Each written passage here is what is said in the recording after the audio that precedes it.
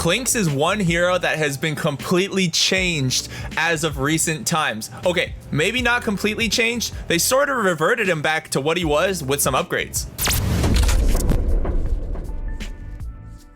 I'm Navetz, representing my esports team, the Sploush Troupe, and this video is brought to you on behalf of Gamers Class. For this guide, we're gonna look at the standard Clinkz build by Tortellini here, because Clinkz is honestly one of the heroes that has a lot of different item builds, but right now his new skill build, or the new way to play him, is basically consistent. So here we're gonna start with the items. You're going to, whether you're safe lane or whether you're mid, you're gonna change this a little bit. He can be played as a core in both lanes. What you're gonna wanna do is get yourself some tangos, a couple of iron branches, possibly a fairy fire. You could opt to go for a healing salve and less branches, and then slippers of agility and a circlet. Since you don't need to buy an quelling blade, it makes it so you have the option to buy a little bit more towards your first item, which would be your wraith band. Then we're gonna go ahead and get ourselves double wraith bands into boots, and then we're gonna move forward and go and get ourselves power treads, a magic wand, with our first major item being an orchid. Now, the reason we want an orchid is because our first big timing, we're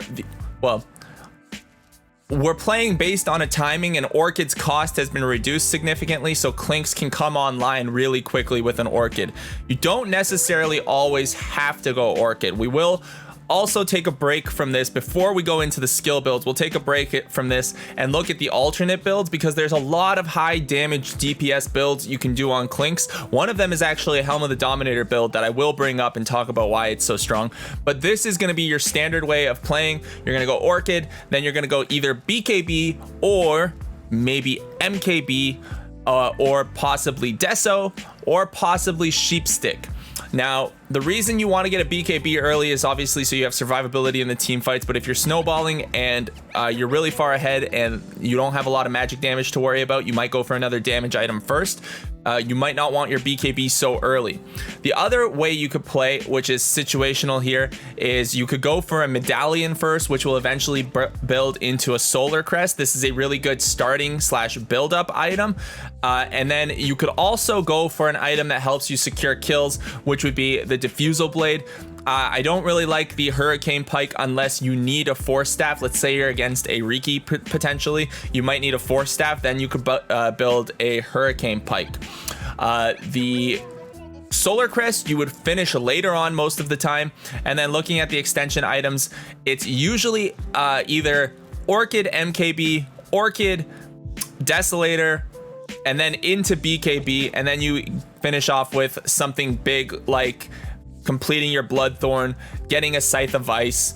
Sometimes you go Scotty. I do like Scotty sometimes on Clinkz because it does tank you up a little bit, and because your level 10 talent gives you a skeleton when you exit your skeleton walk, and you can consume that skeleton for your death pact. So normally I look at build variations after a game. I'm gonna do it right now because Clinkz is a hero who has a lot of build variations. Very, very strong DPS hero, but kind of a glass cannon. So let's see how he's played out in most of our games. So most of our games, we see the power treads, then we see completion of an orchid, desolator, BKB, MKB. I would say this is probably one of the most standard builds. This is also considering he has very good farm and he's snowballing. Now this is the alternate build, which I do like, although I kind of like having a build up to the Dominator. I like seeing a medallion of courage thrown in here. Not necessarily all the time, but some of the time. Anyways, you get yourself a Helm of the Dominator, and this is specifically so that you can death pact your dominated creep. Your dominated creeps have 1500 health, and your death pact does damage and increased health to you based on the health of the creep that you dominate. So Helm of the Dominator, then you can complete your treads. And this player finishes off with Deso, BKB, and Daedalus. And Daedalus is awesome, especially if you have a ton of extra damage already. You get a 30% chance to crit for 225% damage. We see another couple, Orchid into MKB, BKB, Deso, and finishing it off with the Sheepstick. Orchid, Crystallis, so for some crit damage. Then the Sheepstick, BKB, MKB. And then Orchid, MKB, BKB, Sheep Stick. So that should give you kind of an idea of how some of these games play out. We'll look at a couple more here just to finish it off. Orchid, BKB, Solar Crest, Agnums. I don't love Agnums. It gives you Burning Army now. It's okay, but I really don't love it. And then another Dominator build, and that kind of that's gonna wrap up what we're gonna look at for the build variations, and we'll talk about both of them a little bit. We'll get back to an example later on of the Dominator. We're gonna finish off with the skill builds, so let's go ahead and just see what we're doing here. We're gonna go with 4 points in Searing Arrows as soon as you can. So Searing Arrows give you 24, 36, 48, 60 damage. It did get a slight rework from a couple patches ago when they made the big changes to Clinkz, but still is 60 damage at level 4. So you want this early on. What this does as well is it makes you have an advantage in trading in your lane. The reason for that is because this is an auto cast ability that you can manually cast, and if you manually cast it, what it allows you to do is basically trigger a spell cast that doesn't trigger creep aggro. So if you just press the button for Searing Arrows and you're standing next to creeps, it won't bring the creeps for you, and it won't aggro the creeps towards you and force them to start attacking you. Instead, what'll happen is you'll just attack the enemy hero, and it'll give you a trading advantage. At level 2, you're going to take 1 point in Strafe. Strafe has changed, Strafe is back, and they've kind of taken it out of Skeleton Walk. So Strafe will allow you to have bonus attack speed for a short period of time. You might be able to pick up a kill early, and then you're going to want to get 1 point in Skeleton Walk. I see some people recommend not getting 1 point in Skeleton Walk, but I really do believe that having at least 1 point in Skeleton Walk early is useful. Levels 6, 12, and 18, you're going to get your points in Death Pact. You do want to be using this as often as you can. It's really beneficial to you in terms of bonus health and obviously the bonus damage percentage. So try to use Death Pact on big creeps if you can. Then you're going to finish off your Strafe. At level 10, you're going to take almost exclusively, there's almost never a time that you're going to take 1.75 mana regen. You're going to take Summon Skeleton Walk Exit summons a Burning Army skeleton, and what that is, it's like a little illusion skeleton, kind of like, you know, Monkey King's when he does his Wukong command and there's a bunch of skeletons next to him, or how he has his Agnums that has not skeletons, little monkeys next to him, and or his Agnums. And what I'm saying is your skeleton gets spawned next to you, and the reason that's so good is because if you're in the middle of a fight and you don't have something to Death Pact, you can Death Pact that skeleton. Almost 100% of the time you take this. Now, at level 25, you take the plus 25 Searing Arrow damage. Not level 25, level 15. That is almost exclusive as well. The chances that you want to have Skeleton Walk on cooldown all the time, I mean, it has a 40-second duration at level 4 with a 17-second cooldown. You would bring it down to a 7-second cooldown, but honestly, at that point, one dust reveals you, and you're not going to be able to get in and out of a fight that quickly. I'm pretty positive that the 25 Searing Arrow damage is almost always better. Now, we're going to finish off Strafe, then we're going to obviously finish off Skeleton Walk as soon as we can, and we'll finish off, I guess we'll finish this by looking at our talents. So I got to go into the abilities because it doesn't show them all here. So at level 20, you can take Kill Resets Death Pact cooldown, which is pretty cool.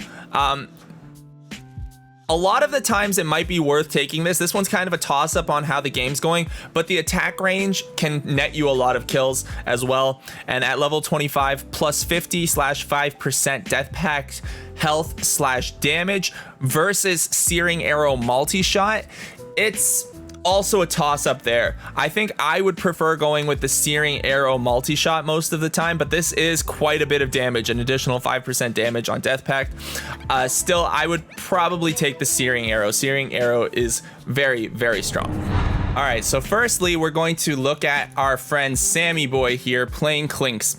And what I want to point out is, first, the items that he has, which is a Circlet, Fairy Fire, 6 Tangos, a Mango, and 2 Iron Branches. The Mango is important because you want to use Searing Arrows throughout your whole laning phase. So having 1 Mango is really, really big. Now look at how Sammy Boy is playing up against this Beastmaster. Let's go ahead and unpause here.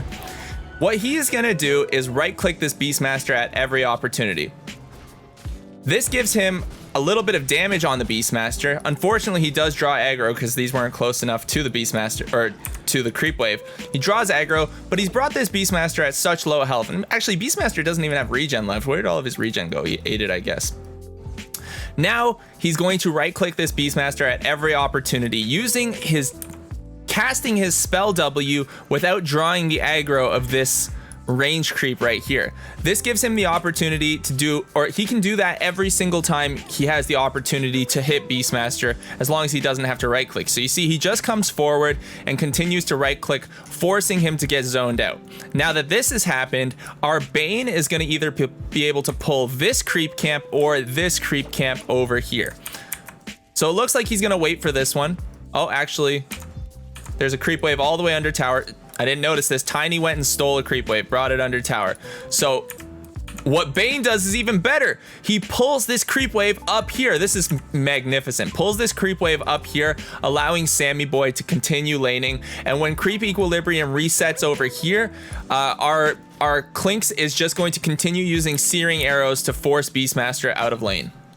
It's almost 3 minutes into the game, and Clinkz has a slight advantage on the Beastmaster. He's getting close to 4. Beastmaster isn't at 3 yet. And every time that Beastmaster gets close to this lane, Clinkz just runs at him. He right clicks him with searing arrows, forces him back. Bane comes forward. Bane's going to continue pulling. Tiny has left to go roaming. He's not helping this Beastmaster anymore. So Beastmaster really should fall very, very far behind in this lane. What Bane is going to do actually is do this pull from the large camp again. Oh, and unfortunately, he only gets one of the creeps, but still, one is actually enough to change the pace of lane equilibrium here. So he's going to get this right click. Beastmaster is still trying to stay close, but he's taking a lot of damage. There are 2 creeps here with 1 creep left, and two melee creeps with a range creep, and one melee creep with 1 range creep, and 2 of them left here. So the wave is going to push forward up into this tower. Now Bane pulls again, and what this does is it forces this wave under this tower, which isn't the best thing, but it's also going to force Beastmaster to go towards this camp if he wants to do anything. So we're going to see how Clinkz responds to this. He sees Beastmaster go over here. What he's going to do is just pull this creep wave here. Bane puts him to sleep, and now he gets close. He uses strafe and a couple multi-shots, and this Beastmaster is dead. So now Beastmaster is still at level 3. Clinkz is almost at level 5, and is he going to get this kill? No, they don't. They almost kill the boar too. Killing boars is really important if you're ever playing against Beastmaster. And now he's just got a severe level advantage, sitting at level 5, while Beastmaster's dead at level 3. He gets to control this lane for pretty much the rest of the laning phase. Clinkz is about to hit level 6, and he is going to have a catapult timing. And what I mean by that is that when he hits level 6, his Death Pact can be cast on a catapult, and Death Pact does damage and gives you a health bonus based on the amount of health of the creep that you Death Pact. So you can use it on siege creeps. He also could use it on this boar to stop Beastmaster from having a boar, but I think instead he would like the bonus health and the damage. So we'll see how this plays out here. So he gets 1 extra hit off on Beastmaster, another one. Now he has plus 39 damage. He's hitting him with searing arrows. Just looking for him here. Gets 1 hit off, looking for 1 more. And there goes Beastmaster. He is dead after that after that catapult gets dominated. And what that means is that he's going to have his wave pushing forward with a catapult at this tower. Beastmaster's dead. Even if he comes back, he's still going to be able to push it pretty strong. Let's see how this plays out over the next couple seconds, actually, because this could be pretty good. Clinkz pushing, and Beastmaster's coming back. Is he just going to right click him? All right, instead of pushing the tower, they're pulling this wave here to maximize Clinkz's farm. So this is another thing you can do. If Beastmaster didn't come to lane, which I wouldn't have been surprised if he went to the jungle or did something else. If he didn't come back to this lane, they could have pushed this tower, but Beastmaster's back in lane. They denied a whole creep wave from him. Clinkz is sitting at almost level 7 while Beastmaster's barely at level 4. And here they go, putting pressure on him again. They're going to be able to kill a boar, get him up to level 7, come back here. And they're just controlling this lane pretty much perfectly. And since Beastmaster did come back to lane, they're not able to take the tower, but they were able to capitalize on pulling away another creep wave from him. A couple seconds later, we're going to see why Beastmaster was not able to actually come back to this lane. He's just going to end up feeding this Clinkz. He's at full health, and we'll see how he gets played here with the searing arrows. 1 searing arrow goes down, 2 searing arrows. He's already lost so much of his health. Let's see how much goes down after 3. Manages to kill the boar. 3, and now he's just going to get chased down here. We'll see if I think this is Sammy Boy playing this Clinkz is able to kill him. Hits him with another arrow, comes forward, now uses strafe. 3, 4 more searing arrows, and Beastmaster is dead one more time. So soon this tower will be going down because Beastmaster has to leave lane. Tiny's not supporting him or coming to this lane at all. It's getting ugly. In this sequence, we're going to look at Clinkz participating in fights. This is really important and some high-level stuff. So we see that Clinkz and Bane are smoked, and they're making a wraparound play on the Invoker here. They find the Invoker, and they burn him down, or just take him out real quick. Excuse me. At the same time, a fight is breaking out bottom, as we can see on the minimap. And Clinkz is interested in participating in this team fight because he is a very strong team fighting hero. So here he goes. He's going to participate right now. He almost has his Dominator. I wouldn't have faulted him if he didn't show up to this fight because it's not a guaranteed win, but he's going to come anyways. His TA goes down. The Pangolier is down, and it's actually not looking great for him. The Tiny finds him, throws him in here, and he nearly dies. So we're going to see how he turns this near death into a kill for himself, or into a kill for himself shortly. Death Pact is available. Now this is where things become important on Clinkz, being able to use your Death Pact to get a significant amount of health and continue fighting a fight that, or turn a fight that could have been lost. So here he goes forward. The Spectre's dead, the Crystal Maiden's dead, but still there is the Beastmaster. Tiny's here as well. He eats the large creep right there, up to 565 health, and he has plus 44 damage. Then he uses his searing arrows to try to get some kills here, and they manage to turn this fight around. He's able to stay in this lane down here, and he's able to get these necro minions as well. So he doesn't kill this last one here because it would damage him more. Now he's going to come forward and chase down this Tiny. He has strafe available, and he does so. So he took a very, very near death and converted it into a couple kills, and now he has an early Dominator timing. All right, his Dominator is out, and with this large creep that he has, he's gonna go ahead and use Death Pact on it in a second. So we'll see the difference in his health and his damage. He's at 93 damage, 118 health. We'll see what happens the second he eats this guy. So he eats it, goes up to 2,230 damage and plus 135, or 2,230 health and plus 135 damage. And look how fast he's gonna melt other heroes around here. The Crystal Maiden is dead. She basically just like is gone. And the Clinkz is here just bursting out damage. I don't think this enemy team could kill him if they wanted to. Not when he has this. He basically has double the health of almost any other hero on the map at this point. Tiny might be the closest at 1,500. Let's see down here. Invoker 1,100. Our Veno 1,400, Beastmaster 1,300, Spectre 1,300. Yeah, so Clinkz is just at a ridiculous amount of health, and even if they engaged on him, they wouldn't be able to kill him. Plus now he's 8-1, he's just snowballing forward. So we're up around 16 minutes. Items haven't really changed for Clinkz. He's on his way to his BKB. We're just going to show the strength of how much damage this hero does. So let's see what his right clicks can do. So that is armor reduction plus a searing arrow. Look at that searing arrow. It nearly kills Spectre. And Clinkz is at 2,310 HP. He gets roared. He's being attacked by Beastmaster and Necro minions. It looks like he barely even lost health in terms of his total health bar. He is in absolutely no danger of dying. And he has Death Pact off of cooldown in another 14 seconds. Now he's just going to come forward and push out all his damage onto the Beastmaster. Beastmaster goes down, and next he's gonna push for this tower.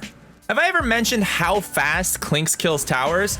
Well, let's see this example right here. First thing to note is that he dominates a creep in the creep wave. No matter which creep you dominate, it gives you 1500 HP. He's gonna go ahead and do that. Now he comes forward. This tower is almost at full HP. One strafe and a few searing arrows, and this tower is gone. That is a solo Clinkz just taking out that tower and basically taking no damage. Incoming is our BKB timing. So we see Clinkz's courier right here is bringing him his BKB. He's coming forward to try to do something to the Beastmaster. Beastmaster obviously has detection from his Necro Monocon warrior. He roars at the Clinkz. They're going to try to do as much damage as they can to him and possibly kill him beforehand. In comes the Tiny, tossing him. They're doing all kinds of damage. The BKB is delivered though, and watch this. He pops the BKB. Now that the BKB is popped, he is able to take down the Beastmaster, and one more shot, the Crystal Maiden, and does not die himself through all of that physical and magical damage because of his incredible amount of HP that he has, sitting at 2,650 right now. Skipping over to a different game, I'm going to show you a mid Clinkz, and he's up against a Bristleback, and we'll see why he's also mid. We'll see how he plays this lane against the Bristleback and how he forces him out of lane. So we're going to do something a bit different and go up to 4 times speed. I don't really care about watching the creeps, watching what the creeps do, or watching how they last hit. What we're just going to watch is how he plays against the Bristle at a faster speed. So take a look at how often he right clicks Bristleback. Basically, every time Bristle is in clicking range, he right clicks him. He'll send himself mangoes if he needs to, but he wants to be able to get or force Bristle out of this lane. So Bristle's low, he continues to right click him all the time, forcing the creeps forward to him and allowing himself to deny more creeps than he gives to Bristle. So this is how he's going to get a creep advantage mid. If you are Clinkz against any melee hero mid, you should be using your W, your searing arrows, to attack that hero and force them out of lane. So now Bristleback, as you can see on the minimap, is at that little small camp, but Clinkz is just maintaining equilibrium at the top of his wave right here, and he's forcing Bristle away. If Bristle comes back, manages to get the ruin. If Bristle comes back, he'll put the hurt on him, and then he's going to put damage or start pushing out damage towards this tower when it's available. Forces a fortification, which is good because it's before the 5-minute mark. So since it's before the 5-minute mark, it means he'll have a catapult available to help him push shortly. Uses Death Pact on the catapult, has a catapult of his own. Tiny comes in mid to help him out, but that's okay. Essentially, we just saw how he forced Bristle out of lane and managed to get himself about a full level worth of experience over top of the Bristle just by hitting him with searing arrows every time it was available. Clinkz has just received his Orchid from the courier at 12 minutes and 25 seconds. So we're going to see how he plays this out. You can see his teammates are all top. All 5 are top, and he's going to come in there looking for a fight. So uses Death Pact, and he wants to hit this early timing. The reason he gets the Orchid early is so he can fight. Make sure he Death Pacts a creep, comes forward, and this is where he's looking for the opportunity to kill. He doesn't use his Orchid yet. He wants to use it on someone better, catches the Juggernaut with the Orchid. Everyone's doing damage. Our Rubik stole tossed Tiny forward. They got quite a bit of damage out here. Juggernaut goes down. We'll see if Clinkz is able to survive the battle. He does so far, and he manages to teleport back home. That was kind of pretty much exactly what Clinkz wanted to do. He wanted to manage to hit an Orchid timing, to use the item as soon as he got it, before people have Dispels, before they have Mantas, before they have any way of stopping him. And he can basically do this until somebody has a way of dispelling it. Now, an important thing I'd like to point out is the variation in Clinkz's build when he's going from mid compared to safe lane. In the mid lane, sometimes you do want additional points in Skeleton Walk because it gives you bonus movement speed, which allows you to gank the side lanes very easily. So you can see Clinkz, I'm only at 0.5 times speed, but he has the movement. He's running all around the map, comes here, gets the Orchid off, a couple shots off on Enchantress. Even with her untouchable, he still has enough attack damage and enough attack speed to get the kill on the Enchantress, and has 4 full points in Skeleton Walk to make his way across the map very quickly. Clinkz just managed to kill the Bristleback. Now they're going for a Roshan attempt. I want to just show you how strong Clinkz's attack is We'll see him skeleton walk forward. They see the Clinkz. He silences him, gets the strafe and a couple searing arrows off. Juggernaut's going to try to escape, and he just goes down to the searing arrows. So one big thing you'll see right there, and I'm going to pause it and slow it down a little bit as we watch this come off. When his silence is removed, he's going to take an additional 30% damage. All of the damage that he received within those 5 seconds, after the Orchid silence wears off, it takes an additional 30%. So let's watch just how much that is at a very slow speed so we can actually catch it. He pops the wand. He's going to take one more searing arrow. And now look, he almost dies just from that. And then another searing arrow comes in and kills him while he's spinning, because obviously it is physical damage and that only stops magical damage. So a quick point right here, his death pack's about to be off cooldown and he's looking to possibly kill this enchantress. He knows he can't, but look what he can do.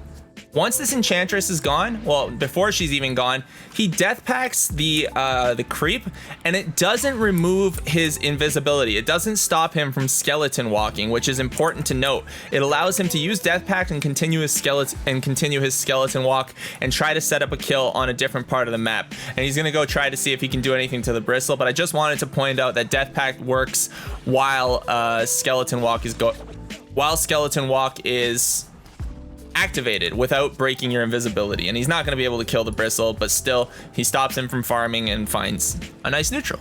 Clinkz gets his Desolator delivered to him, so he has Orchid, Deso, and there's a fight breaking out mid. He's gonna come in and try to do something. Let's see how it goes. I know this one doesn't go particularly awesome for him, but I think his team wins this fight as a whole.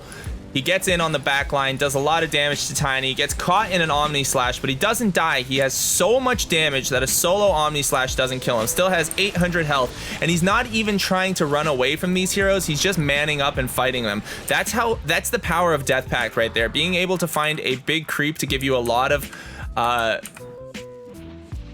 health is incredible. And now they're just gonna push down this lane. They basically snowball the rest of this game, and it's pretty much over at this point. It's a very early game. The troll has Battle Fury Yasha, and our Clinkz, where is he gone? Clinkz is just gonna use searing arrows and his strafe to push down this Rex, or they might just go down mid and end it. Yeah, it looks like they're just gonna end it down mid. So that's the power of a very strong Orchid Deso timing. This also could have been an MKB. Deso is really good if you want to go for taking buildings quickly, but it's also good for physical damage against heroes, heroes like Juggernaut. Juggernaut, armor reduction is really good against Juggernaut because while he spins, you can hit him. And that's really a fantastic way to do a ton of damage to him. We just saw that Clinkz build come to fruition. I think this was actually the game right here. Let's see. Yeah, this was the game. So Juggernaut ended up with a decent time on his well, not a decent time. He got a 17-minute Battle Fury, whereas the Troll got a 14-minute Battle Fury. He was behind the 12-minute Deso, 19-minute Deso. You know, this wasn't that much of a stomp game until the very end there. If Juggernaut's team had won, or the Dire team had won, or got a little bit closer in those fights right before Roshan and directly after, they might have been able to turn that game, but unfortunately they weren't. And with the power of the Deso and Clinkz, they were able to just snowball and take the high ground.